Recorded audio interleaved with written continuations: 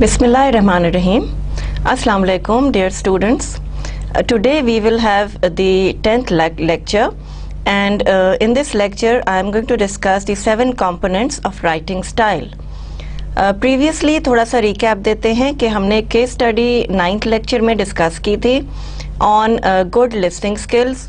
There was a scenario which was discussed in which a couple wanted to renovate their house and they hired a very professional architect, but जब उससे उन्होंने discussion की, बात की, तो इस तरह से उनको realize हुआ कि he is not getting their point, they are unable to convey their ideas to him, और वो सवाल जो उसने पूछे उसके जवाब भी वो खुद ही दे रहा था, and he did not wait for this couple to answer these questions, और वो इस तरह से एक अजीब कन्फ्यूजन सी आ गई, और इस तरह वो जो आर्किटेक्ट था उसने अपने क्लाइंट्स को लूज़ कर दिया because of bad listening skills. So ये सारी चीज़ें आपकी लाइफ में होती हैं और they do come up, and इसमें आपको बड़ी केयर करनी पड़ती है कि you have to listen to what the other person is saying. Don't just hear them, you should also be able to listen to them, और बड़ा आपको उसके लिए एफर्ट करना पड़ता है, आपको माइंडफुल होना पड़ता है, आपको बिल्कुल सूडो लिसनिंग से काम नहीं चलेगा कि आपने अपने माइंड को शट ऑफ कर दिया और फेशियल एक्सप्रेशंस ये दिए कि जी आप सुन रहे हैं. सो इन दैट केस स्टडी हमने ये डिस्कस भी किया था कि अगर जॉफ जो आर्किटेक्ट था उसने अच्छी तरह से बात को सुना होता, उनके आंसर्स का वेट करता, what ever question he was asking वो थोड़ा सा उनको वेट करता कि वो रिप्लाई करते, तो things would have been much better and they would have come up with a communicative kind of a meeting. लेकिन वो मीटिंग इस तरह की हुई कि okay I suggest this and I do this and I will make these changes, और ये सारा कुछ हो जाएगा. उसने इम्पोर्टेंट उनसे इंफॉर्मेशन ले ली, और उसके बाद when he came back with the design for the house, that was absolutely unacceptable for the couple. उन्होंने कहा कि नहीं जी ये तो बिल्कुल ही अजीब सा है और हमने तो ये नहीं सोचा था. सो उन्होंने भी पहले नहीं बताया, और आर्किटेक्ट ने भी पहले वन साइडेड कॉन्वर्सेशन रखी और उनको बोलने नहीं दिया, तो इस तरह से प्रॉब्लम्स क्रिएट हो गई. So we discussed 4 questions also. I hope you have your own ideas. थोड़ा सा लिसनिंग स्किल का लेक्चर चेक कर लें और केस स्टडी को दोबारा पढ़ लीजिए, देख लीजिए, और फॉर्मुलेट करें अपने आंसर्स कि क्या एटीट्यूड्स होने चाहिए, क्या एक्सप्रेशंस होने चाहिए, और उनको प्रैक्टिस करें. बिकॉज आई वुड सजेस्ट कि बिजनेस कम्युनिकेशन एक बहुत प्रैक्टिकल आपका सब्जेक्ट है, और इसको प्रैक्टिस किए बगैर अगर आप किताब बंद करके रख देंगे, लेक्चर्स क्लोज डाउन कर देंगे, तो उसका कोई फ़ायदा नहीं होगा. You have to practise them daily, और कॉन्शियसली इनको इन सब चीज़ों को अपनी पर्सनालिटी का एक हिस्सा बनाएं. हैबिट डेवलप करें for good listening, for good non verbals, for good communication, और you will see the difference and you will see how likable you are in your organization and in your social environment. तो दोनों जगहों पे आप बड़े अच्छे समझे जाएंगे, बहुत प्लेजेंट इंडिविजुअल समझे जाएंगे. और केस स्टडी जब आपने देखी तो उसमें आपको लगा कि जो आर्किटेक्ट है वो ज़रा सा स्ट्रिक्ट सा है और ज़रा इम्पोलाइट सा है और बहुत ही प्रोफेशनल सा है. तो कभी कभी प्रोफेशनलिज्म थोड़ा सा साइड पे रखना पड़ता है और क्लाइंट के साथ कम्युनिकेट करना पड़ता है to make your things effective. So this was all about basically जो स्किल्स आपके अंदर होनी चाहिए. And now we are coming to writing skills. These are also non verbal, क्योंकि इसमें वर्डिंग्स वॉइस यूज़ नहीं हो रही है, वर्डिंग्स डेफिनेटली यूज़ हो रहे हैं, और वर्डिंग्स की अपनी एक कॉनोटेशन होती है. The reader also knows and understands कि आप क्या कह रहे हैं, उस लेटर में भी फीलिंग्स जो हैं वो डिपिक्ट हो जाती हैं, which is a very interesting thing. और बड़े मज़े की ये बात है कि without listening to a person's spoken words and the tone that he is using, the letters also have their own tone, their own way of delivering a message, and their own way of being polite or being impolite. So ये सब चीज़ें हम आज discuss करेंगे in lecture number 10. Language. Now professional language is you have to really take care of it कि वो सब लोगों को समझ में आ जाए। थोड़ा सा इलेक्ट्रॉनिक थ्योरी की तरफ दोबारा जाइए और think of the encoder, the message, the medium, the decoder and the feedback that you are going to get. So it has to be a little calculated.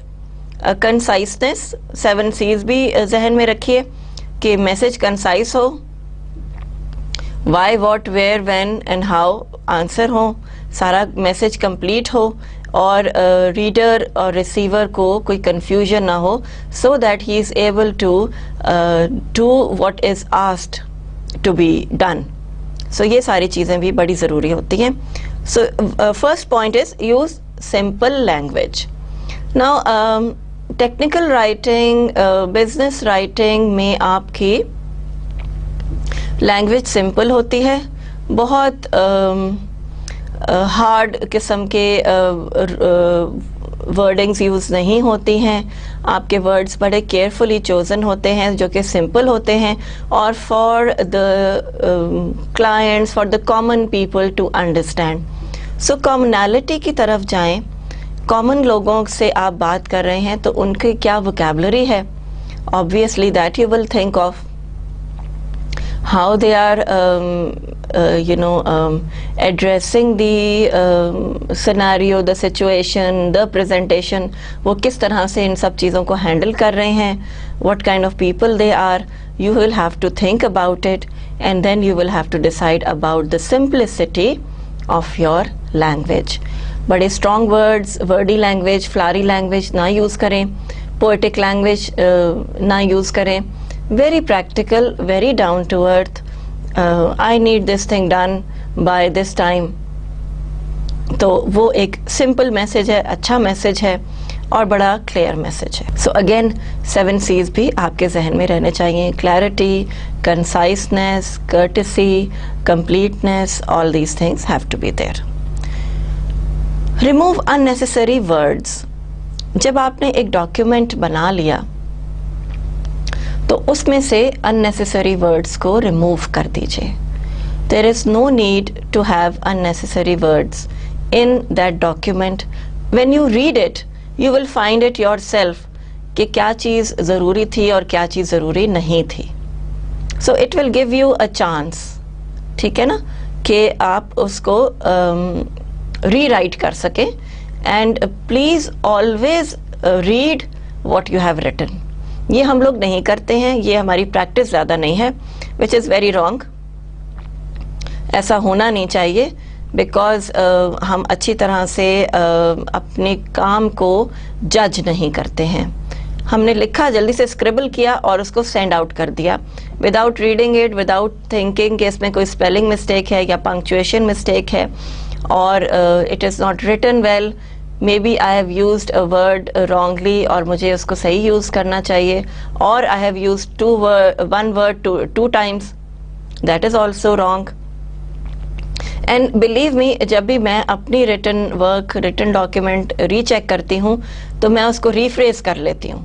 वो ऑटोमेटिकली हो जाता है because you have so much of language practice, और आपकी grammatical constructions अच्छी होनी चाहिए, आपके सेंटेंस कंस्ट्रक्शन अच्छा होना चाहिए, and you will definitely not find any difficulty in doing all these things.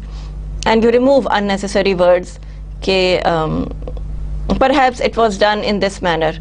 Perhaps की ज़रूरत नहीं है, आप कह सकते हैं कि previously it was done in this manner या it was done in this manner would also be correct, कि बात आपकी कन्वे हो चुकी है. Avoid cliches which are over used words. Cliches हैं जो कि ओवर यूज्ड वर्ड्स होते हैं, जैसे like for example I beg to state.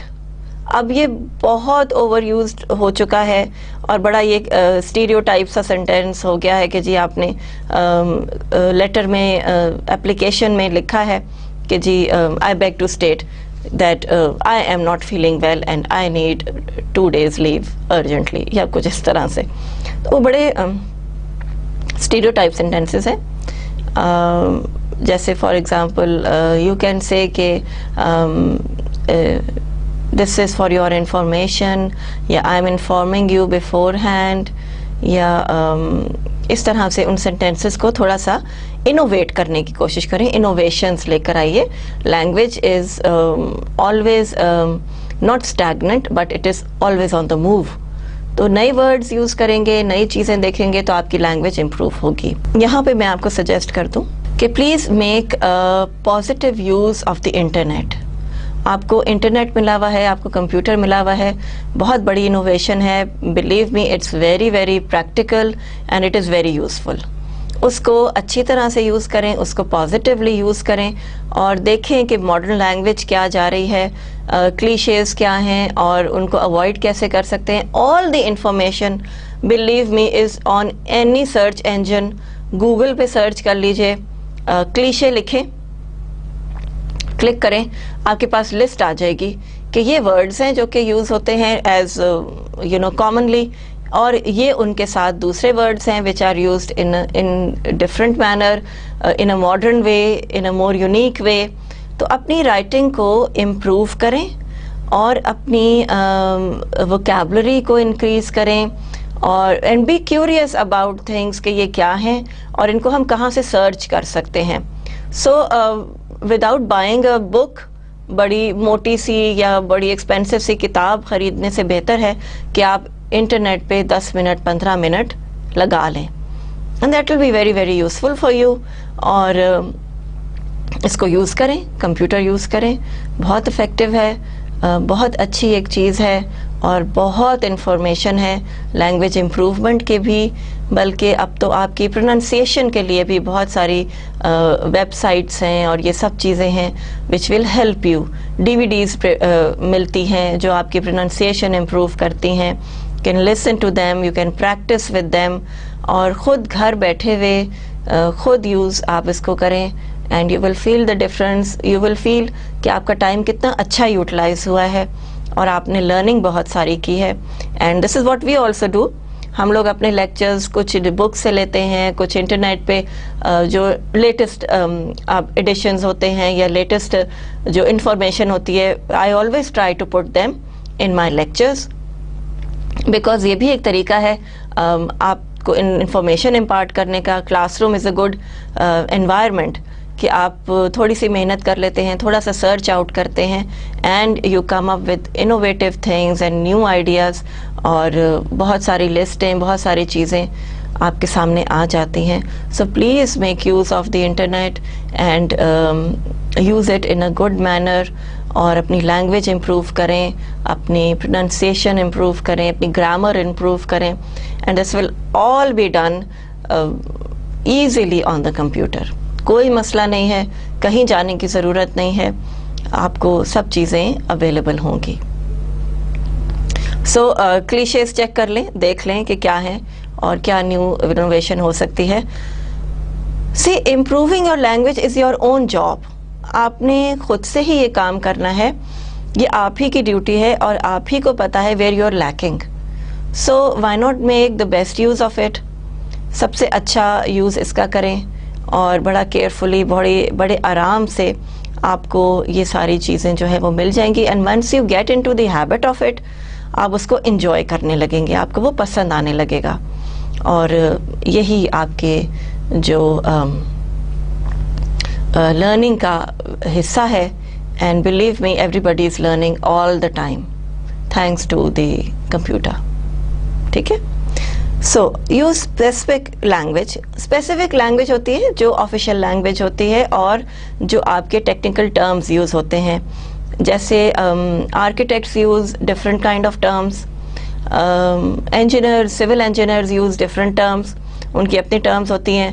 Finance के जो लोग होते हैं उनकी अपनी टर्म्स होती हैं, टेक्निकल टर्म्स होती हैं, सो दे यूज़ देम. लेकिन specific language for this specific purpose. Now if you are writing for a layman, उसको ये लैंग्वेज के जार्गन्स नहीं आते होंगे, and he will be confused and he will probably be unhappy कि ये ये किस तरह की इंफॉर्मेशन है और मुझे तो ये बात समझ ही नहीं आ रही.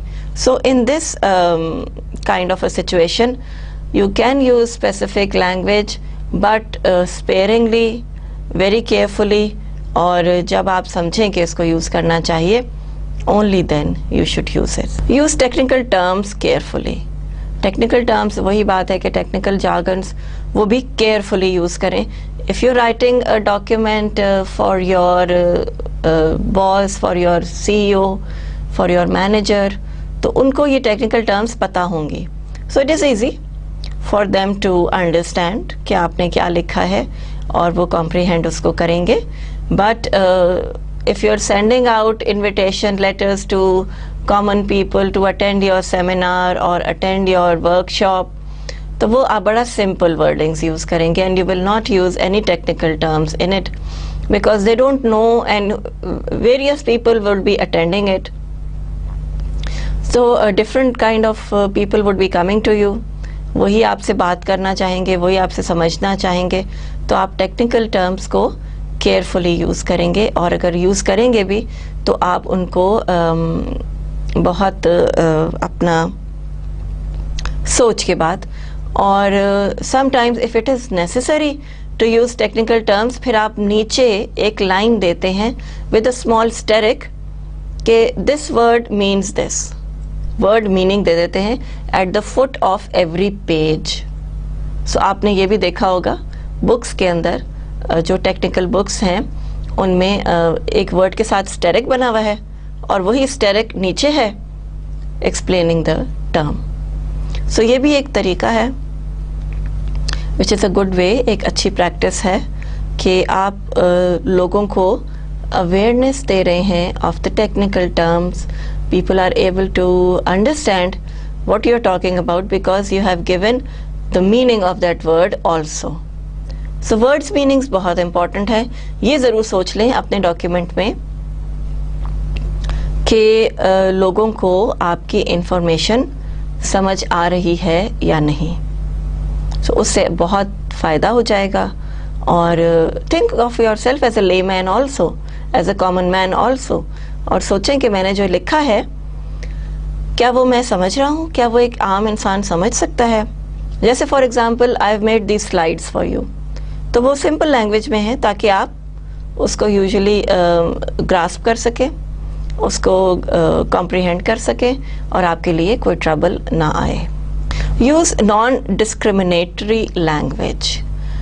डिस्क्रिमिनेटरी लैंग्वेज होती है जब हम जेंडर को ही और शी का नाम देते हैं, तो वो डिस्क्रिमिनेटरी लैंग्वेज हो जाती है कि she has not marked her attendance today. ऐसे ये सेंटेंस ना लिखें, ऐसे लिखें कि staff is required to mark attendance daily. So वो डिस्क्रिमिनेशन नहीं होगी, वो एक बिल्कुल न्यूट्रल सा सेंटेंस हो जाएगा. आई रिपीट कि फॉर एग्ज़ाम्पल आपके स्टाफ में कुछ लोग कोई एक फीमेल अटेंडेंस नहीं लगा रही, आपको वो चेक करना है, आपको वो मैसेज भेजना है कि भाई सब अटेंडेंस लगाएं, and which is a common rule, which is a common routine for everyone. तो आप उसको इस तरह से कहेंगे कि you will not say she is not putting in attendance, you will say staff is required to put in attendance daily. It is an official requirement. इतनी सी बात आपने कह दी, सब तक मैसेज पहुंच गया और नॉन डिस्क्रिमिनेटरी हो गया. ठीक है. सो यू अंडरस्टैंड कि डिस्क्रिमिनेशन नहीं करनी है, जेंडर को ही और शी के मुताबिक नहीं देखना है, because when we are working in an environment, so we are working together. हम साथ काम कर रहे होते हैं, हम इकट्ठे काम कर रहे होते हैं, बहुत सारी चीज़ें होती हैं जो हम देखते हैं, और मेल एंड फीमेल की डिस्क्रिमिनेशन के लिए अगर हम स्टार्ट कर दें तो वो फिर प्रॉब्लमैटिक बहुत ज़्यादा हो जाता है. Number 2 is your sentence construction. First point is sentence sprawl, too many ideas to grasp. Now this is something very confusing. एक पैराग्राफ में बहुत सारे आइडियाज़ दे दिए जाएं. अर्लियर आई रिमेंबर मैंने आपसे ज़रूर जिक्र किया था कि एक सेंटेंस, एक पैराग्राफ में एक आइडिया होना चाहिए, and then if the idea is changing the paragraph should be changed. ठीक है, so do not sprawl sentences continuously. इनकी अभी हम आगे चल के एग्जाम्पल्स भी देख लेंगे. सो सेंटेंस स्प्रॉल नहीं होना चाहिए. It should continue, it should give detailed idea. Sentence overlap नहीं करना चाहिए कि इसकी भी हम एग्जांपल्स आगे देखेंगे कि she was unwell and she could not attend the college. She sent an application, her application was not received by the principal, so she was called in for an explanation. तो इसमें she बहुत ज़्यादा आ रहा है.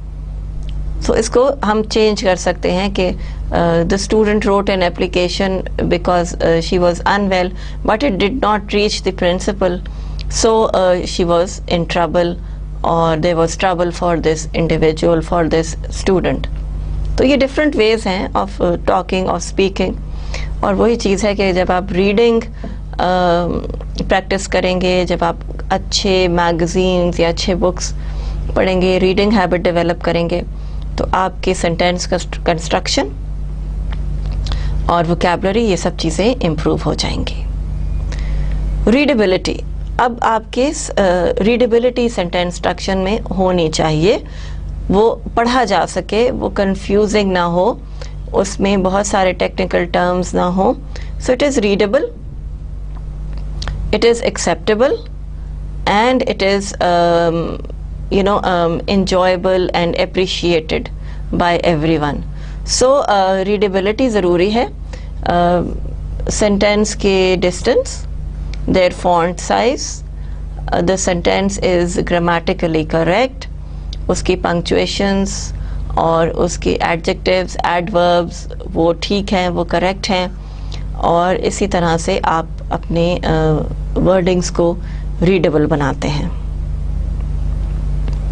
Then we have punctuations. Punctuations play a very important role.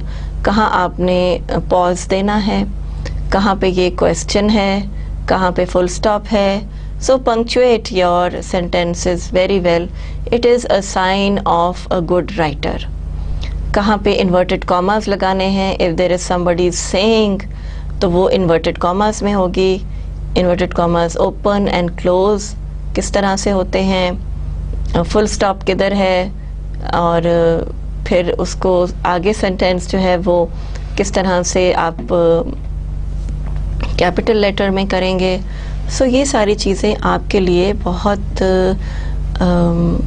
Readability और आसानी पैदा करेंगी. They are all inter related. Sentence properly constructed with good enough gaps between the wordings so that they are readable, nicely punctuated, semicolon, colons, exclamation mark, commas, full stops are all in place, and they will give you a very good look. अच्छी एक look आ जाएगी उनके अंदर. तो ये सब चीज़ों का बहुत ख्याल रखें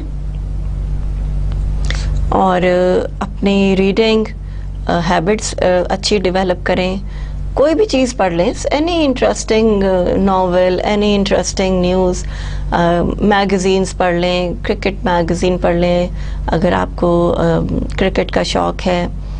न्यूज़पेपर बहुत इम्पॉर्टेंट है, उसको पढ़ें. सेंटेंसेस किस तरह कंस्ट्रक्ट हुए हैं, how people are reporting things, all these things will come up for your help. You will be able to improve your vocabulary, और आप बहुत एक अच्छी तरह से अपने आप को कंडक्ट कर सकेंगे.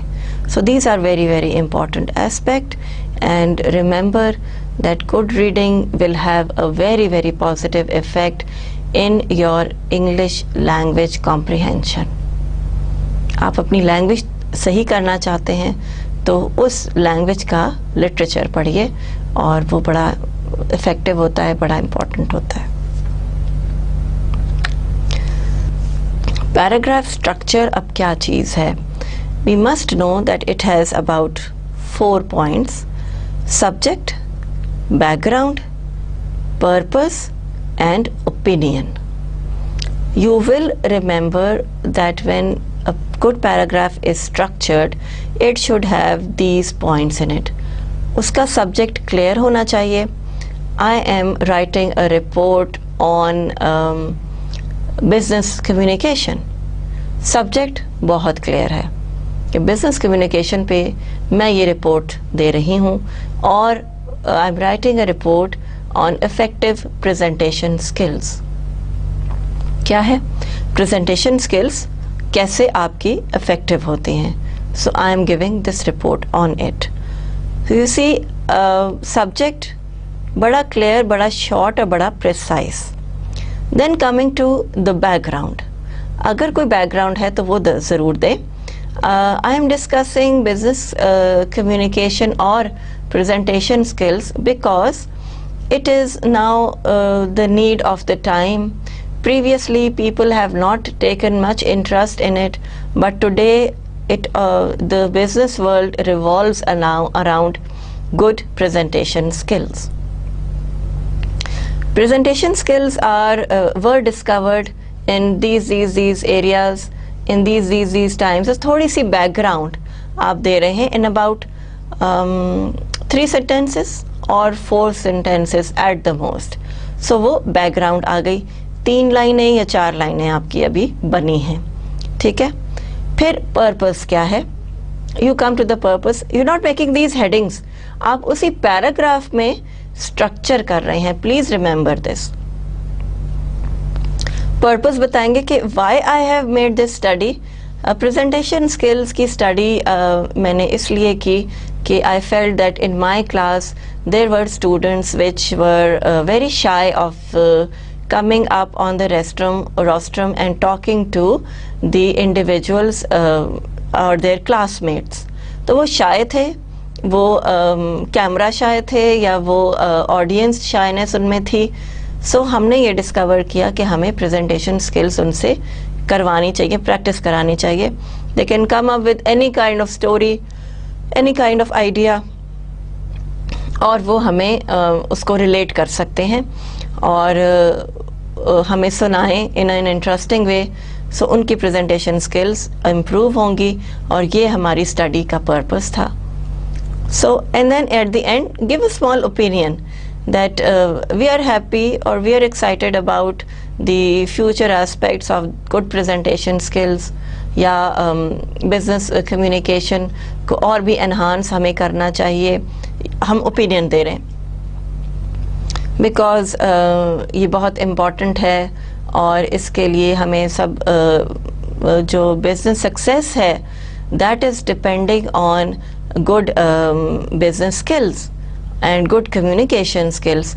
So it holds a very large criteria for your judgment, for your promotion. इन सब चीज़ों के लिए ये सब चीज़ें बहुत ज़्यादा ज़रूरी हैं.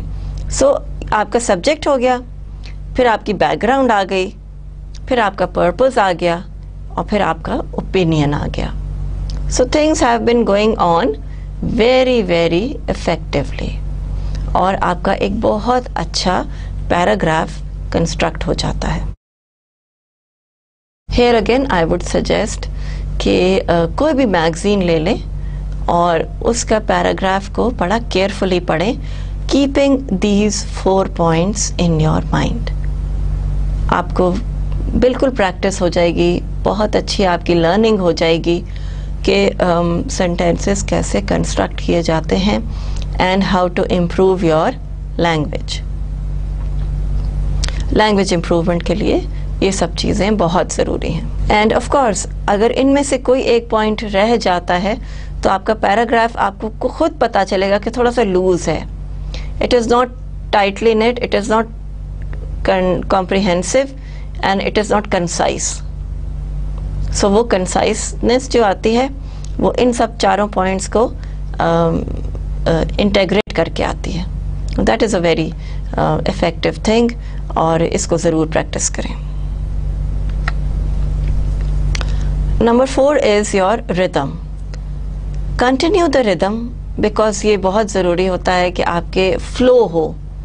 एक टॉपिक के ऊपर बात हो रही है, लाइक प्रेजेंटेशन स्किल्स पे बात हो रही है, वही टॉपिक रिदमिकली फिनिश हो, शुरू हो, बैकग्राउंड दें, अपना ओपिनियन एंड में दें, अपना बीच में आप पर्पस बताएं कि क्यों आपने ये स्टडी किया और इसकी क्या कोरिलेशन है, and what do you expect, what do you suggest, और वहाँ पे जाके आपका ये पूरा एक टॉपिक कवर हो जाता है. जैसे आपने देखा कि लेक्चर्स में भी एक टॉपिक एक वक्त में कवर किया गया, उसको रिकैप किया गया, देन अगेन दूसरा टॉपिक इंट्रोड्यूस्ड हुआ, उसकी इंट्रोडक्शन हुई, उसका ओपिनियन हुआ, उसका बैकग्राउंड हुआ. नॉन वर्बल्स की काफ़ी मैंने आपको बैकग्राउंड्स दी कि ये कहाँ से इमर्ज हुआ है, डार्विन का एस्पेक्ट आया था. सो ये सब चीज़ें अपने माइंड में रखिए कि लोग किस तरह से काम कर रहे हैं, how they are constructing sentences, अच्छे कॉलम्स कौन लोग लिख रहे हैं, उनकी क्या वैल्यू है, और क्यों उनके कॉलम्स इंटरेस्टिंग लगते हैं और क्यों पढ़े जाते हैं, और कैसे गुड राइटर्स आते हैं मार्केट में, और हमें क्यों इस तरह के राइटर्स जो हैं वो पसंद आते हैं जो कि बहुत इंटरेस्ट से लिखें. तो वो इंटरेस्टिंग राइटिंग क्या चीज़ है वो डिस्कवर करने की कोशिश करें. कोई अच्छी बुक उठा लें, कोई अच्छा राइटर उठा लें और उसको पढ़ें, उसको देखें कि उसने किस तरह से सेंटेंस कंस्ट्रक्शन की हुई है और किस तरह मूड एक बनाया हुआ है. और जैसे फॉर एग्जांपल हमने केस स्टडी पढ़ी तो उसमें किस तरह से सिनेरियो चेंज हुआ, किस तरह से बातें निकलती गईं, कौन सी अंडरलाइंग मीनिंग्स थी, मीनिंग्स विद इन वर्ड्स क्या थे, सिचुएशंस कैसे चेंज हुई, क्या क्या प्रॉब्लम्स आई और क्या चीज़ हुई एंड में. तो वही एक रिदम होता है, वही एक सीक्वेंस होता है ऑफ थिंग्स. जैसे म्यूज़िक है, अब 3-4 इंस्ट्रूमेंट्स अलग अलग बज रहे हैं तो वो बड़ा डिस्टर्बिंग नॉइज़ पैदा करेंगे, लेकिन वही 4 इंस्ट्रूमेंट्स अगर अपने टाइम पे आपको गुड म्यूज़िक दे रहे हैं तो उसका इफ़ेक्ट कितना अच्छा आता है, and how people enjoy it, how people love good music. Good music कैसे बनती है, इसी तरह से आप सोचें कि गुड लिटरेचर कैसे बनता है, या गुड राइटर्स कैसे बनते हैं, या गुड रिटन डॉक्यूमेंट क्या होता है. ये सब चीज़ें आपको ज़रूर मिल जाएंगी. एंड अगेन अगर आपने बुक नहीं ख़रीदनी है, आपके पास कंप्यूटर है, आप थोड़ा सा सर्च करेंगे, बुक रिव्यूज़ हैं मौजूद, पूरी बुक्स भी अपलोड हुई हुई हैं, देख सकते हैं, पढ़ सकते हैं.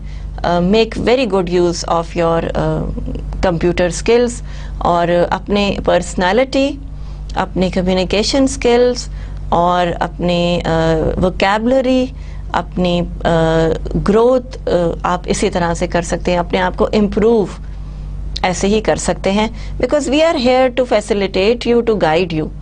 और जो आपने अपने स्पेयर टाइम में करना है वो हम नहीं देख रहे. स्टूडेंट्स को भी यूजुअली हम यही कहते हैं कि हमने आपको गाइडेंस दे दी, हमने आपको गाइडलाइन दे दी, आगे आपकी मर्जी है. Whether you want to be successful person, तो उसके लिए मेहनत करनी पड़ेगी. You will have to work hard. तो हार्ड वर्क से कभी भी दूर ना जाएं और हमेशा हार्ड वर्क करें ताकि आपकी ग्रोथ हो, आपकी लर्निंग हो और आप एक एक्सेप्टेबल सोशल इफ़ेक्टिव कम्युनिकेटर बने, जो कि एक अच्छा इंसान भी है और अच्छा अपना जॉब भी अच्छा करना जानता है. तो रिदम चीज़ों में चेक करें. कोई भी बुक है, कोई भी नॉवल है, कोई इंटरेस्टिंग चीज़ उठा लें and see how it started, what was the middle and what was the end.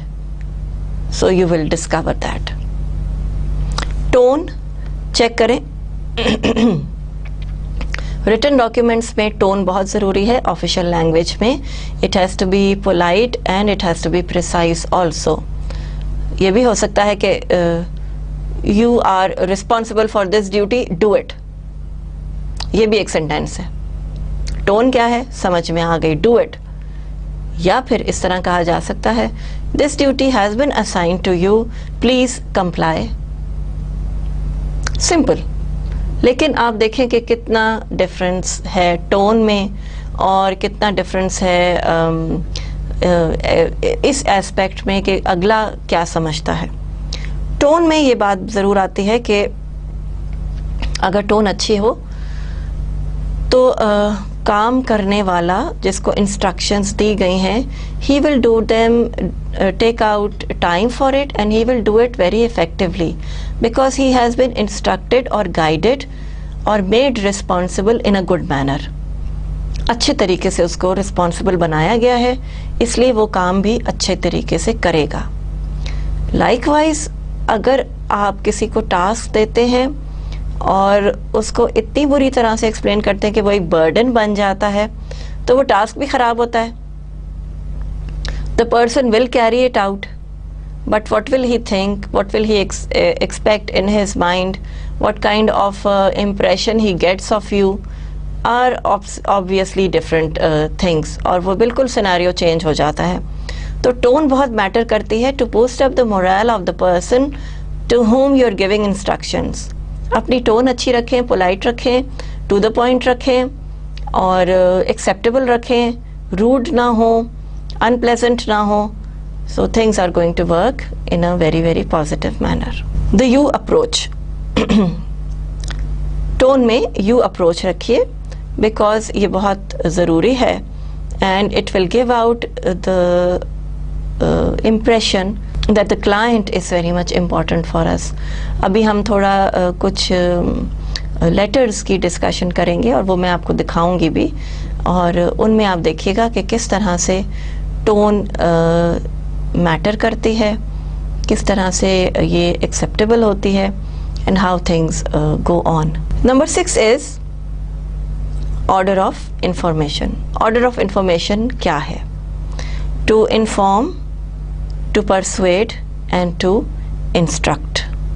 Now order of information is also very very different in all these aspects. अगर आप information दे रहे हैं तो वो एक अलग तरीके से होगी, that you know this new product has come in the market and it is you know very good for you because it has these ingredients. Information दी जा रही है।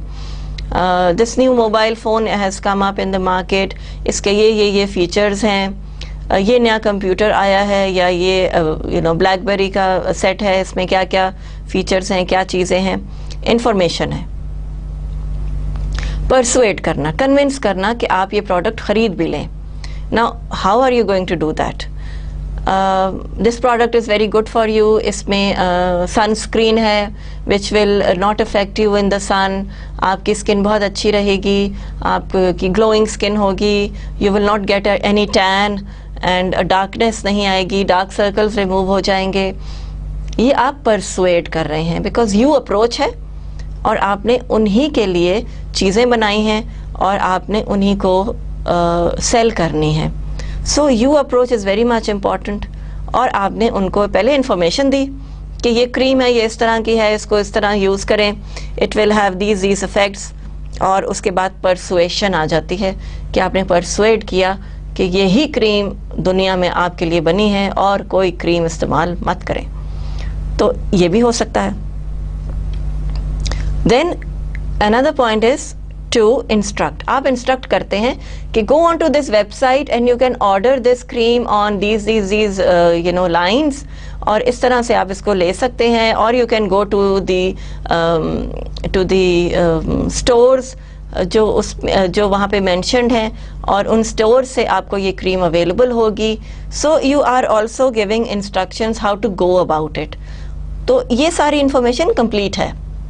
ओके अगर आप इंस्ट्रक्शन नहीं देते हैं कि this is a cream and it is you know good for you, तो उसमें हाफ इंफॉर्मेशन है, business communication is not complete. I hope you get my point कि पहले आपने इंफॉर्मेशन देनी है about whatever aspect you are talking about. कोई बात है इम्पॉर्टेंट, या कोई प्रोजेक्ट इम्पॉर्टेंट है, या कोई new product in the market आपने लेकर आनी है, सो आप उसको किस तरह से डील करेंगे. So you are informing them कि ये चीज़ नई आई है, आप परसुएड करते हैं when you are giving good qualities of that product to the potential buyers that it is good for you, it is how it is acceptable, and क्या इसमें interesting चीज़ है और आपको किस तरह ये अफेक्ट करेगी. जैसे क्रीम्स हो गई, जैसे आपके डिटर्जेंट्स हो गए जो कि बहुत इफ़ेक्टिव दिखाते हैं कि जी स्टेन रिमूव कर देते हैं और कलर ब्राइट कर देते हैं, ऑल दीज थिंग्स. फिर आपके फ्रेगरेंस उसमें ऐड कर देते हैं. So these are all persuasion tactics. And then instruction है where to get these products. उनकी वेबसाइट दी है या उनके स्टोर्स के एड्रेसेस होंगे, या the sales person can come to your house on request, या इस तरह की इंफॉर्मेशन. और आजकल तो इंफॉर्मेशन देना is no big deal, it's no problem. आप इंटरनेट पे जाएं, आप वेबसाइट को क्लिक करें, आपको सारी इंफॉर्मेशन मिल जाएगी. You can send an email का रिप्लाई आ जाएगा, and things will be done according to your desire. Okay. 7 is the layout. Layout of your written document should be very effective, very clear, very much to the point, और बड़ा अच्छा सा होना चाहिए, very neat clean. जैसे for example इस वक्त इस स्क्रीन के ऊपर आपको सिर्फ इंफॉर्मेशन नज़र आ रही है, which is white background and black उसका इंक है. वेरी क्लियर लेआउट, हेडिंग्स के साथ आपको बात की गई है. Things are clear to you, you are going in the right direction, और सब चीज़ें जो हैं वो कवर हो रही हैं. So all these things are making an effect on you कि वो किस तरह से आप उसको चीज़ों को कंपाइल करते हैं. हेडिंग्स प्रॉपर बनाएं, थोड़ा सा उनको बोल्ड करें या अंडरलाइन कर दें, सो वो इम्पैक्ट अच्छा होगा. नंबरिंग करें. नंबरिंग एंड बुलेट्स या एरोज़ में एक थोड़ा सा फ़र्क है, and please remember this difference because it is very important. Headings आप उस वक्त देते हैं जब आपने किसी चीज़ को एक्सप्लेन करना हो, and then numbering you do when you are categorizing them according to their importance, के 1 2 3 4 5 वो इम्पोर्टेंस पे आपको कैटेगरी कर रहे हैं. आप उसको फर्स्ट, सेकंड, थर्ड, फोर्थ, यानी कि फर्स्ट की इम्पोर्टेंस सबसे ज़्यादा है, सेकंड की थोड़ी सी कम है, थर्ड की उससे कम है, और फोर्थ की बाकी तीनों से कम है. सो नंबरिंग उस वक्त होती है. बुलेट्स आप उस वक्त यूज़ करते हैं, या कि आप एरोज़ उस वक्त यूज़ करते हैं, या दूसरे कोई और भी इंसिग्नियर्स आप यूज़ करते हैं. वो उस वक्त होता है जब आपके सारे पॉइंट्स जो हैं वो इक्वली इम्पॉर्टेंट हो. अब यहाँ पे आपने देखा होगा कि मैंने 1 2 3 4 5 6 7 कुछ को किया हुआ है, और बाकी उस पर मैंने बुलेट पॉइंट्स दिए हुए हैं. So you will understand from my layout कि इम्पोर्टेंस किस पे जा रही है. लेआउट लीस्ट इम्पॉर्टेंट है, लेकिन इम्पॉर्टेंट है ऑफ कोर्स, और उसके अंदर क्या क्या पॉइंट्स हैं ये सब इक्वली इम्पॉर्टेंट हैं. Heading, numbering, underlining, indenting and white spacing. So I hope you understand कि what am I talking about, कि आपने नंबरिंग करनी है उस वक्त जब इम्पोर्टेंस बता रहे हों, बुलेट्स करने हों जब आप पॉइंट्स इक्वली इम्पॉर्टेंट हों सारे के सारे. सो अंडरलाइनिंग, ऑफ कोर्स अगर कोई बहुत इंपॉर्टेंट पॉइंट आपने बताना है तो उसको आप अंडरलाइन करेंगे. Then white spacing. White space ज़रूर छोड़िए ताकि उसमें आपको स्पेस मिल जाए, जगह मिल जाए, और वो बड़ा क्लियर और बड़ा नीट एंड क्लीन उसका इफेक्ट आएगा. सो वाइट स्पेसिंग ऊपर, नीचे, right side and left side, so वो आपको बड़ा इफेक्ट करेगा, बड़ा अच्छा एक उसका इम्पैक्ट आएगा.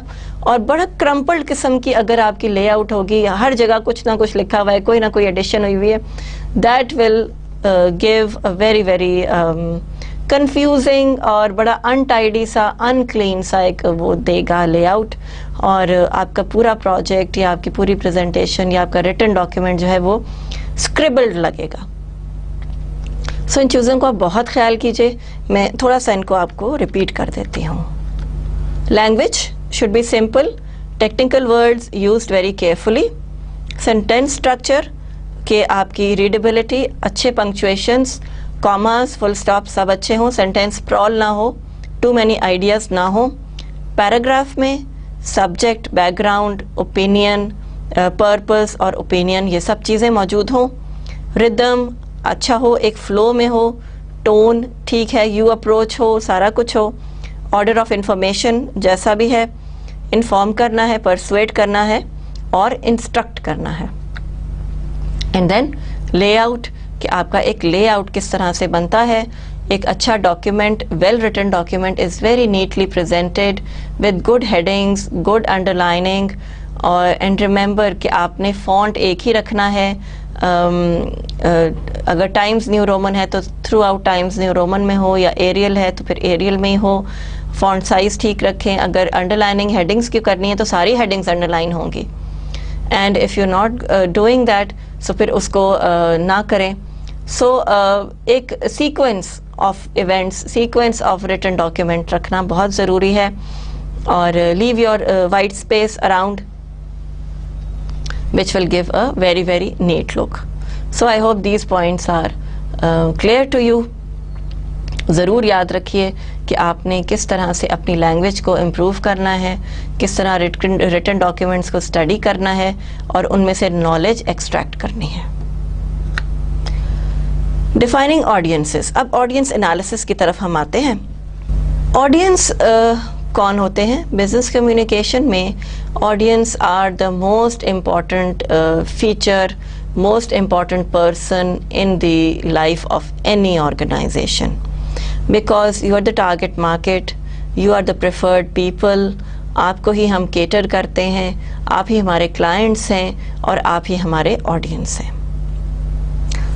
Now your audiences knowledge level should be considered in mind कि उनका नॉलेज लेवल क्या है, वो क्या जानते हैं और वो क्या समझते हैं और क्या उनको इस चीज़ के बारे में नॉलेज है कि नहीं। लाइक फॉर एग्ज़ाम्पल, अब ये एक very high tech camera is in front of me और मैं इसके बारे में बिल्कुल कुछ नहीं जानती और मेरा नॉलेज लेवल इसके लिए अबाउट शायद सिर्फ 10% है। मैं सिर्फ इसमें टाइम देख सकती हूँ कि रिकॉर्डिंग कितनी हो गई है और बाकी मैं इसको ऑपरेट नहीं कर सकती।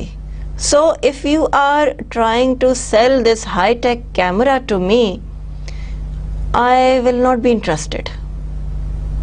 आप मेरा इंटरेस्ट कैसे डेवलप करेंगे? That is your art of communication.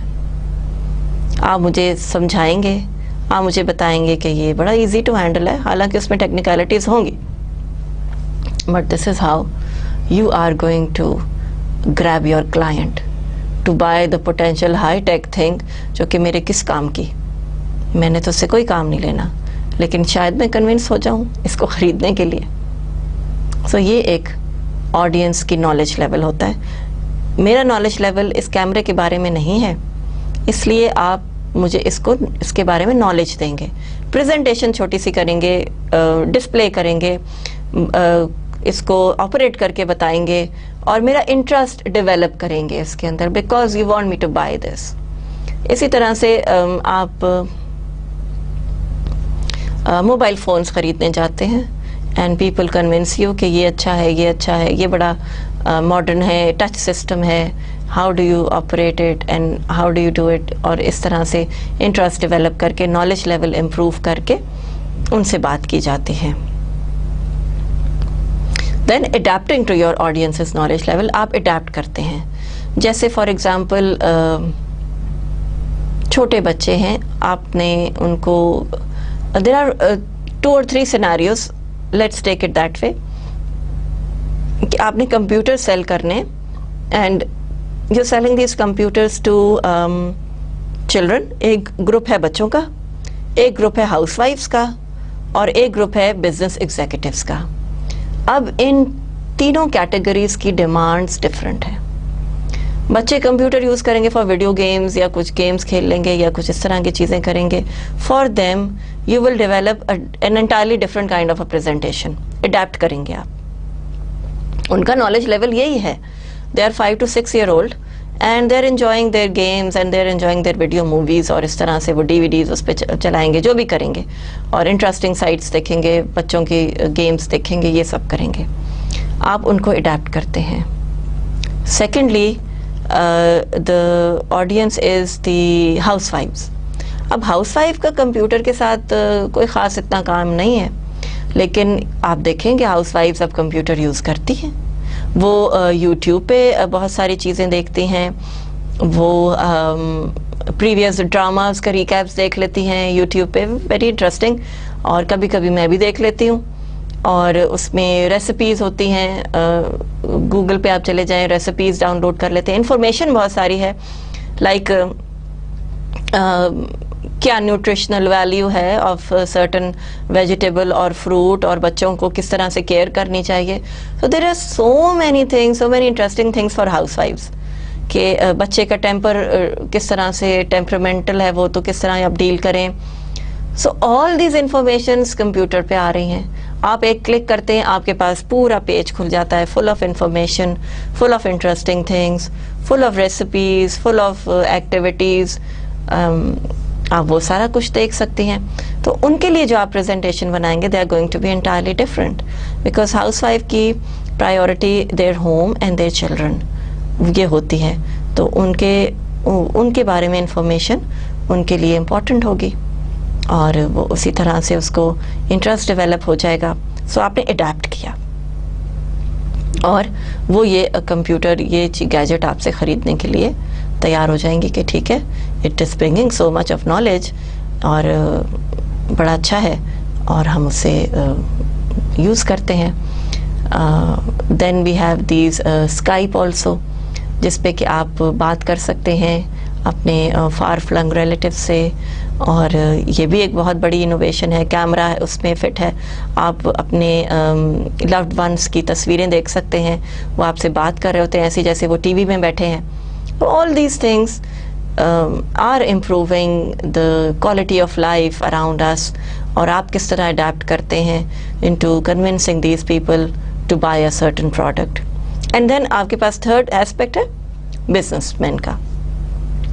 Businessman computer में आपकी वही स्काइप, वो conferencing and all these things बड़ा इजीली आपको लैपटॉप उठा के वो ले जाएं और काम करते रहें, और उसके अंदर बैटरी टाइम इतना है, and you can check your emails, और ये सब कुछ everything is done on computers. और ये बिजनेसमैन को आप जो कंप्यूटर सेल करेंगे उनके इंटरेस्ट के accordingly, that you can do this, you can check your emails, you can be on the move and yet in your office, and your office is with you, और एक छोटा सा laptop है उसमें सारा कुछ है मौजूद, और see how convenient it is, ये सारी चीज़ें।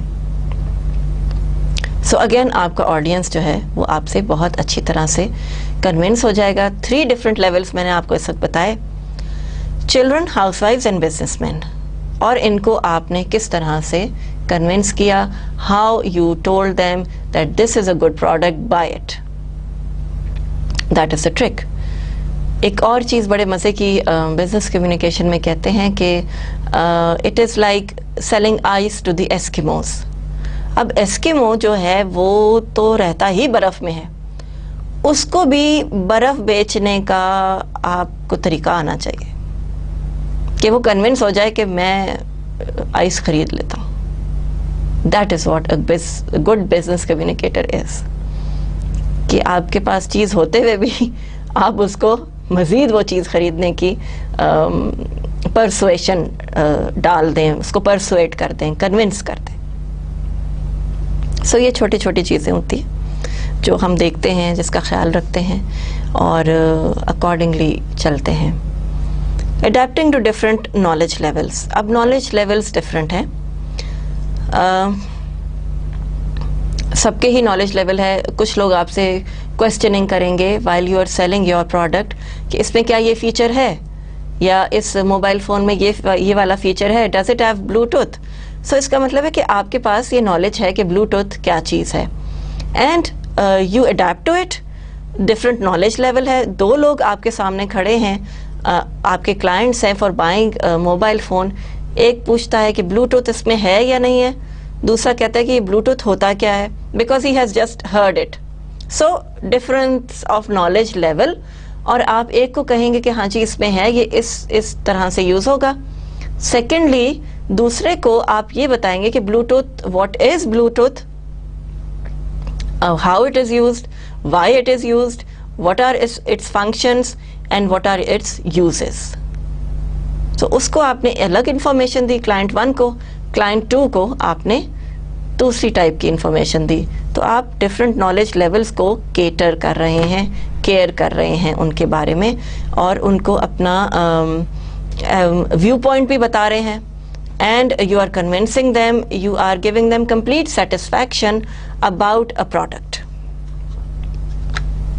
Audience's roles. Audience के क्या roles हैं? Their needs and their task. What are their needs into buying a certain gadget or product? उनको ये need है कि, like for example, housewives think that their houses should be absolutely clean and they should have a good fragrance, good smell. तो आप ये देखते हैं कि डेटॉल ने बहुत सारे फ्रेग्रेंस वाले स्वीपिंग लिक्विड्स बनाए हैं, उसमें रोज़ स्मेल है, उसमें लेमन है, उसमें शायद जैस्मिन है, इस तरह से ये चीज़ें हैं। तो ऑडियंस के नीड्स और उनके रोल्स का ध्यान करना is also something very very important for us.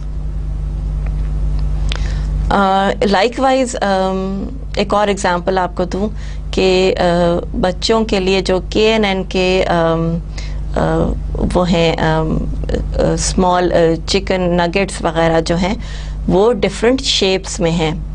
Dinosaur shape है, डक शेप है, और शायद एक डॉल्फिन शेप है। सो उनकी नीड्स ये हैं, उनको ये चीज़ इंटरेस्टिंग लगती है, उनको ये चीज़ अच्छी लगती है, और वो इसको ख़रीदेंगे बिकॉज वो बड़ा अट्रैक्टिव सा उसका पैकेट है, उसमें डायनासोर भी बना हुआ है, डक भी बनी हुई है, and they would love to buy it. So you are catering for their needs, उनके क्या ख्वाहिशात हैं और वो किस तरह से इन चीज़ों पे कन्विंस होते हैं, और फिर उनका टास्क क्या है। When you are presenting something positively, so audience का टास्क ये होता है कि वो उसको जाके उस पर कन्विंस हो, उसको जाके ख़रीदें। लाइक फॉर एग्ज़ाम्पल, बड़ी अट्रैक्टिव आपने एक टॉय बनाया, तो बच्चे का टास्क है कि वो अपने पेरेंट्स को कहे कि मुझे तो ये चाहिए चाहिए। Now it is an emotional blackmail also, लेकिन देखें this is how the business world runs. अब आप भी चाहते हैं कि आपके बच्चों के पास अच्छी चीज़ें हों, कलरफुल चीज़ें हों, इंफॉर्मेटिव चीज़ें हों, and of course they come with a price and they are attractively made, बड़ा यूज़र फ्रेंडली हैं, बड़े अच्छे हैं। बच्चों के लिए कंप्यूटर्स भी अब बन गए हैं और ये सब चीज़ें भी मौजूद हैं, एनसाइक्लोपीडियाज़ हैं और ऑल दीज थिंग्स। तो उनको आप उनकी नीड्स को केटर करते हैं, and then it becomes their task to buy that product. सो ये भी चीज़ एक बड़ी इम्पॉर्टेंट हो जाती है। अब इसमें एक एग्जाम्पल दी गई है आगे, writing to an operator and writing to a decision maker. ये दो तरह के ऑडियंस आपके पास हैं, ऑपरेटर और decision maker. How are you going to address them. Operator को आप ऑपरेटिंग मैनुअल दिखाएंगे, आप उसको ऑपरेटिंग इंस्ट्रक्शंस दिखाएंगे और आप उसको बताएंगे कि ये चीज़ इस तरह से चलती है, ऐसे इसका काम होता है, इस तरह से आप उसको अडेप्ट करेंगे। Likewise if you talking to a decision maker कि ये प्रोडक्ट हमने प्रोड्यूस की है and I think it will be good for the company, it will be good for the organisation, so उसका राइटिंग स्टाइल आपका different होगा। And you will be convincing the decision maker, because वो आपका CEO है, वो आपका owner of the organisation है, और आप उसको कन्विंस कर रहे हैं कि आपने ये प्रोडक्ट बनाई है और ये प्रोडक्ट मार्केट में सेल हो जाएगी and the company will earn a lot of profit. Profit का तो इट डिपेंड्स कि वेदर इट विल अर्न और नॉट, या जो भी है वो तो फ्यूचर टेंस है एक, लेकिन आप डिसीजन मेकर को कन्विंस करेंगे और इसी तरह से एक ऑपरेटर को आप इंस्ट्रक्शंस देंगे. ठीक है. सो प्रीवियसली जो हमने पढ़ा कि इंफॉर्मेशन देना और परसुएड करना 2 डिफरेंट चीज़ें हैं, और वो आप अपनी बिजनेस राइटिंग में कैसे लेकर आएंगे वो हम इंशाल्लाह आगे प्रैक्टिस भी करेंगे. Another important aspect is switching roles. आप रोल स्विचिंग करेंगे. वो कैसे? रोल्स आपने स्विच किए, आप खुद ही क्लाइंट बन गए और आपने कहा कि अगर if I want to buy this certain product तो मुझे तो लो प्राइस चाहिए, प्राइस कम होनी चाहिए. प्राइस जब कम होगी तो मैं ऑटोमेटिकली इस चीज़ को पसंद करूँगा, लेकिन it should have good quality also. So you are a client of your own product which you are trying to produce. कि आपने जेंट्स के स्वेटर्स या कोट्स बनाने हैं, और वो कोट्स का मटेरियल लाइट भी होना चाहिए ताकि वो हैवी ना लगे. वो विंटर है तो वो उसमें वार्म भी होना चाहिए, कलर भी अच्छा हो और प्राइस भी बहुत ज़्यादा ना हो. What kind of colours main use in winters, आप ज़रा सोचेंगे कि मेरे क्लाइंट्स कौन कौन से कलर्स यूज़ करते हैं.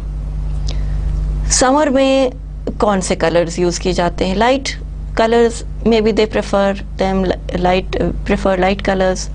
फैब्रिक ज़रा सॉफ्ट होना चाहिए, हार्श ना हो, रफ ना हो. यही पैंट्स के और ट्राउज़र्स के और कोट्स के और ब्लेज़र्स के का कपड़ा ऐसा होना चाहिए, और फिर इतना महंगा भी ना हो कि कोई ख़रीद ही ना सके, रीचेबल ना हो. Will I be able to buy this product जो कि मैं खुद प्रोड्यूस करने जा रहा हूँ, या जिसका प्रपोजल मैं लिख रहा हूँ, या मेरी कंपनी ये चीज़ें प्रोड्यूस कर रही है. सो वो स्विचिंग रोल्स में आ जाएगा कि you have switched roles in such a manner कि आपने उसको बहुत ही इफ़ेक्टिवली फील कर लिया. It went into your mind and soul, और आपने कहा कि नहीं, मेरा क्लाइंट ये चीज़ पसंद करेगा, ये चीज़ पसंद नहीं करेगा. आपकी ऑब्जर्वेशन है ऑफ द मार्केट, आपकी ऑब्जर्वेशन है ऑफ योर प्रीवियस क्लाइंट्स. आप थोड़ा सा रिकैप करते हैं कि पिछले लोग कैसे आए और उन्होंने क्या चीज़ पसंद की, क्या चीज़ उनको सही लगी. जैसे फॉर एग्ज़ाम्पल मैं आपको एग्ज़ाम्पल दूं कि डी वॉटसन से यूजुअली मैं स्मॉल वो जार्स ख़रीदती हूँ कस्टर्ड और इस चीज़ के फॉर माई डॉटर. तो वो एक दिन मैं गई तो वो वहाँ पे अवेलेबल नहीं थे, वो कुछ और चीज़ें पड़ी हुई थी विच आई थॉट के शायद उसे पसंद नहीं आएंगी, तो वो मैंने नहीं ख़रीदे.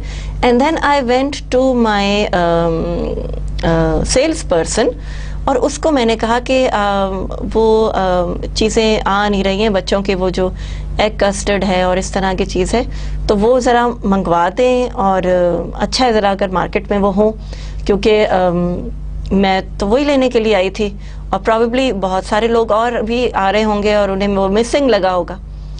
तो you see giving them information कि जी ये चीज़ पसंद की जा रही है इन होम्स, बच्चे इसको पसंद कर रहे हैं खाने के लिए. तो मैंने उसको इन्फॉर्मेशन दे दी कि देखें ये चीज़ जो है ये बड़ी पॉपुलर है, ये फूड बहुत पॉपुलर है बच्चों में, ये लेकर आएँ. तो इस तरह से आप रोल स्विचिंग में, अब उसने लर्न कर लिया कि ये चीज़ है, कहता है, उसने कहा कि okay ma'am we will order it and it will come in 2-3 days. वो शायद अभी उसको बना रहे हैं या उसको वो इम्पोर्ट नहीं हुई या वो जो भी उसका रीज़न.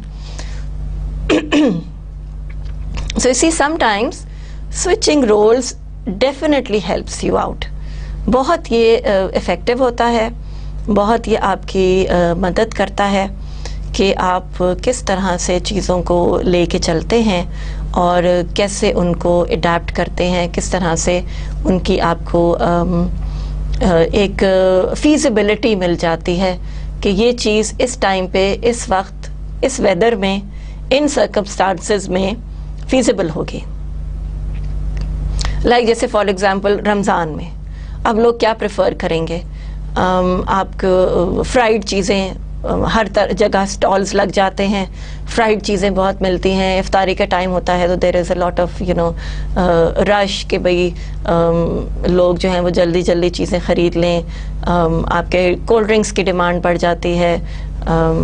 ये सब चीज़ें हैं जो कि स्विचिंग रोल्स से आपको आप लर्न करते हैं। ऑडियंसेस ऑर्गेनाइजेशनल डिस्टेंस, अब ऑडियंस का एक ऑर्गेनाइजेशनल डिस्टेंस है, वो भी मैनेज करना चाहिए, मेंटेन करना चाहिए। जैसे for example there are suggestion boxes. अब सजेशन बॉक्स क्या है, वो एक ऑर्गेनाइजेशन में एक जो वेटिंग एरिया है वहाँ पे लगा हुआ है। जैसे हॉस्पिटल्स में यूजुअली आपको मिल जाएगा वो बॉक्स है, उस पर आप अपनी सजेशंस डाल सकते हैं, हाउ टू इम्प्रूव, कि क्या चीज़ लैक कर रही है, क्या चीज़ नहीं है, और ये ऑर्गेनाइजेशनल डिस्टेंस कवर कर लेगा। ठीक है, यू अंडरस्टैंड होपफुली कि एक ऑर्गेनाइजेशनल डिस्टेंस है वो कवर हो रहा है, and how it is going about, how things are happening, लोगों को फीडबैक मिल रही है कि how are organization is working, what are the important things we should look into, लोगों की केयर कैसे करनी है, अगर चेयर्स टूटी हुई हैं वेटिंग एरिया में तो उनको रिप्लेस करना है, if there is a demand for dispenser या क्लीन वाटर तो वो ज़रूरी है, स्पेशली इन हॉस्पिटल्स, और क्लीनलीनेस की रिक्वायरमेंट है। So all these things are put into consideration when you are talking about your audience, your potential clients, and the people you are basically serving in your organization. So ये सब चीज़ें हमने cover की इन audiences role, कि audience का role क्या है। अब अगर एक ऑडियंस ही अपने रोल को ना पहचाने और सजेशन बॉक्स को यूज़ ना करे, या ईमेल आप अगर कहते हैं ना लिखे कि जी मुझे ये प्रॉब्लम फेस हुई and please do something about it in a very of course polite manner और अच्छे वे में, आपकी कंप्लेंट्स भी कन्वे हो जानी चाहिए। सो ये आपका एक रोल कंप्लीट हो जाता है। व्हाट हैपन्स, ऑर्गेनाइजेशन इम्प्रूव्स, वो इम्प्रूवमेंट की तरफ चली जाती है और आप बहुत अच्छी तरह से अपने क्लाइंट्स को डील कर सकते हैं। नेक्स्ट टाइम यू गो तो वहाँ पे आपको डिस्पेंसर मिलेगा, आपको चेयर्स ठीक मिलेंगी, आप खुश हो जाएंगे, थोड़ा सा आपको मोरल बूस्टर मिलेगा और आप एक अच्छे मूड में आ जाएंगे। जैसे फॉर एग्ज़ाम्पल बच्चों के लिए, बच्चों के जो वो हैं डॉक्टर्स वगैरह हैं, वो उनके लिए कभी स्वीट्स रखते हैं, कभी स्टिकर्स रखते हैं। हॉस्पिटल्स में ये चीज़ें मौजूद होती हैं टू चीयर अप चिल्ड्रन। और कभी उनको इंजेक्शन लगता है तो वो फ़ौरन ही कोई और चीज़ उनको दे दी जाती है कि लो ये स्वीट खा लो। तो वो ये छोटी छोटी सी चीज़ें हैं which are improving business communication overall. और आप देखें कि बहुत सारा डिफरेंस आ रहा है। एक और चीज़ आपको बताऊं बड़ी इंटरेस्टिंग और बड़ी यूजुअल है कि पोलियो ड्रॉप्स अब आपको डोर टू डोर सर्विस दी जाती है, which is very good, which is a very appreciable task of the people who are doing it, क्योंकि ये ड्रॉप्स हैं आपको अवेलेबल नहीं हैं, सो वो टीम्स आती हैं आपके पास, ऑर्गेनाइजेशनल डिस्टेंस कवर हो जाता है, ऑडियंस खुश हो रहे हैं, उनको एक सर्विस प्रोवाइड हो रही है, and how things are improving.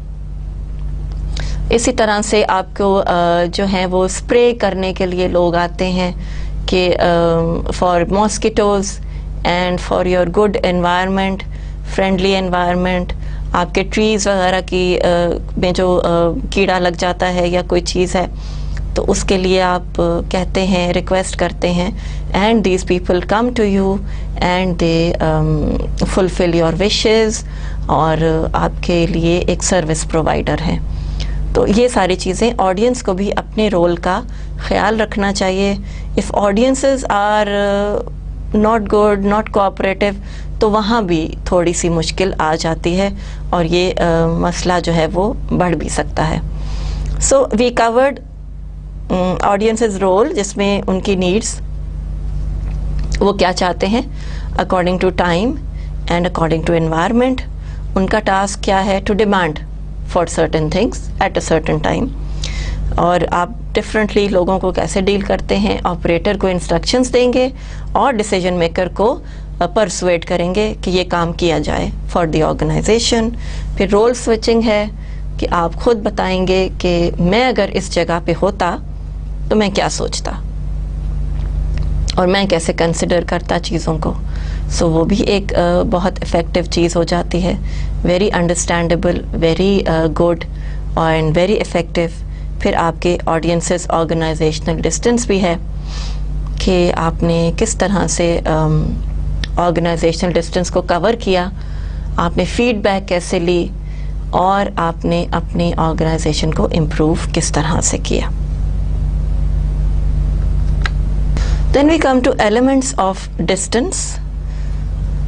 Audiences में element of distance होता है which is formality and power. Writing for your boss would be something different. उसमें formality होगी और उनकी power को consider किया जाएगा। और इसी तरह से आपका written document होगा या आपका spoken verbal communication होगी, because their formality is checked and you will keep a distance और उनकी पावर को रिस्पेक्ट करेंगे और पोलाइटली बात करेंगे, but you will convey your point of view and वो अच्छी तरह से जो है वो कन्वे हो जाएगा। अगर फॉर्मेलिटी बहुत ज़्यादा रखी जाएगी तो भी कम्युनिकेशन में प्रॉब्लम हो सकती है। अगर पावर से आप बहुत ज़्यादा डरेंगे तो भी कम्युनिकेशन को प्रॉब्लम आ सकती है। इसलिए इसको ज़रा केयरफुल, कैलकुलेटेड और अंडरस्टैंडेबल रखिए। Then adapting to the audiences distance, audience के डिस्टेंस को अडेप्ट करें। Audience near, like for example audience near is my students in the classroom. अब वो मेरे सामने हैं और उनके वर्बल्स, नॉन वर्बल्स सारे मुझे कैच हो रहे हैं। I know who is listening, I know who is playing with the mobile, I know who is making notes for some other class. ये सब कुछ हो रहा होता है और ऑडियंस नियर के लिए मुझे एक डिफरेंट अडेप्टेशन रखनी पड़ती है। I have to move around in the classroom, I have to check them out कि क्या कौन क्या कर रहा है, एंड लाइकवाइज दे इम्प्रूव। और इसी तरह से ऑर्गेनाइजेशंस में भी आपको चेकआउट करना पड़ता है अपने ऑडियंस के लिए कि यू गो अमंग देम। जैसे आप डिटर्जेंट प्रोड्यूसिंग ऑर्गेनाइजेशन में काम करते हैं तो आपके जो दोस्त हैं, फ्रेंड्स हैं, उनसे पूछ लीजिए कि ये डिटर्जेंट कैसा काम कर रहा है, what are its results. So वो बड़ा इजीली आपको ऑडियंसेस नियर से इंफॉर्मेशन मिल जाएगी। So I hope you got my point कि किस तरह से इंफॉर्मेशन गैदर करनी है about the improvement of your product या अपने काम की इम्प्रूवमेंट कैसे करनी है। Audience is far and below, like for example audience, इस वक्त आप लोग मेरे ऑडियंस हैं who are far and you are in a learning process, इसलिए आप बिलो हैं। मैं आपको एक समझाने के स्टाइल में बात कर रही हूँ और मैं आपको चीज़ें क्लियर कर रही हूँ विद एग्जांपल्स, मैं रेपिटेशंस कर रही हूँ so that you are fresh, you know what we are talking about, we are on the same page. Likewise ये सब चीज़ें हो रही हैं, ठीक। So audience far and below also have a category, और उनके लिए अडेप्टिंग, मैं क्या अडेप्टेशन करती हूँ, मैं एक्सप्लेनेशन ज़्यादा डालती हूँ क्योंकि वो मुझसे दूर हैं, शायद वो मेरी बात इतना ना समझें.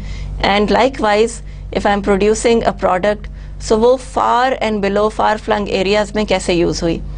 You must have seen these advertisement जिसमें कि आपके ये जो टीवी स्टार्स हैं, दे गो टू प्लेसेस और वो कहते हैं कि ये प्रोडक्ट कैसा काम कर रही है. So that is also a way of dealing with audiences far and below. Then audiences far and above. Like for example, आप किसी और कंट्री में जहाँ पे ये चीज़ बहुत अच्छी प्रोड्यूस हो रही है, आप अपनी प्रोडक्शंस भी भेजते हैं. You send your things abroad, और उसकी क्या क्वालिटी होनी चाहिए, उसकी क्या प्रेजेंटेशन होनी चाहिए. Like for example, Pakistani mangoes are really appreciated abroad. बाहर बहुत शौक से उनको लिया जाता है and they very expensive also. यहाँ पे तो हम उनकी कदर नहीं करते, but if you go abroad तो वहाँ पे बड़ी प्रेस्टिजियस कमोडिटी है मैंगो. सो उनके लिए कैसे हमने केटर करना है, किस तरह से हमने उनको कैच करना है और कैसे हमने ये सारे काम करने हैं, that will be an experience. And then we have multiple audiences. Multiple audience होते हैं. जैसे for example you are giving a presentation on a new oil that has been introduced in the market. तो वो oil आपकी company ने produce किया है, cooking oil है, और उसकी प्रेजेंटेशन आप दे रहे हैं. There may be housewife sitting there. There may be people sitting there जो कि buyers हैं. There may be shopkeepers जो कि जिनको वो ऑयल ख़रीदना हो. And there may be people who are already producing these things. वो आपके competitors हैं और वो भी वहाँ मौजूद हैं, और उनके साथ भी आपने बात करनी है, उनको ये convince करना है how your product is good. So all these things are necessary. एक चीज़ ये इम्पॉर्टेंट हो जाती है हमारे लिए कि हम ऑडियंस का किस तरह ध्यान करते हैं, ख्याल करते हैं. We care for them, we cater for their needs, and how we improve या आवर ओन प्रोडक्शंस. और उस प्रोडक्ट में हमें इंटरेस्ट भी तो देखना है. जाहिर है कि हमें अपनी भी तो अर्निंग्स करनी है, ऑर्गेनाइजेशन की अर्निंग करनी है. So all these aspects are very critical, very sensitive, और बड़ा केयरफुली इनके साथ हमें डील करना होता है. और यहाँ पे हमने अभी हम सीख रहे हैं कि elements of distance, of power, formality, audiences far and above, audiences far and below, कैसे उनको डील करेंगे, किस तरह उन्हें कन्विंस करेंगे, कैसे इफ़ेक्टिव बुकलेट्स बनाएंगे, ब्रोशर्स बनाएंगे, ईमेल्स भेजेंगे, या प्रेजेंटेशंस देंगे, सेमिनार कंडक्ट करेंगे, या उनके पैम्फलेट्स बांटेंगे. All these things. So how are we going to do this in the business scenario is being learned slowly, gradually over here by us. So I would say that this is the end of our lecture. I hope you have understood what we are talking about. पहले हमने layout की बात की कि किस तरह से written document में formalities की care करनी पड़ती है. Then we came up to audiences, और audience की थोड़ी सी profile we will continue in the next lecture. Inshallah, see you next time. Please अपनी थोड़ी सी जो रीकैप अपने जहन में रखिएगा कि पिछला हमने क्या पढ़ा है, because these things are all inter related, and time and again मैं पिछली चीज़ों को रेफ़र करती हूँ, सो वो आपके माइंड में भी फ्रेश होने चाहिए. Thank you very much for today. Allah हाफिज़.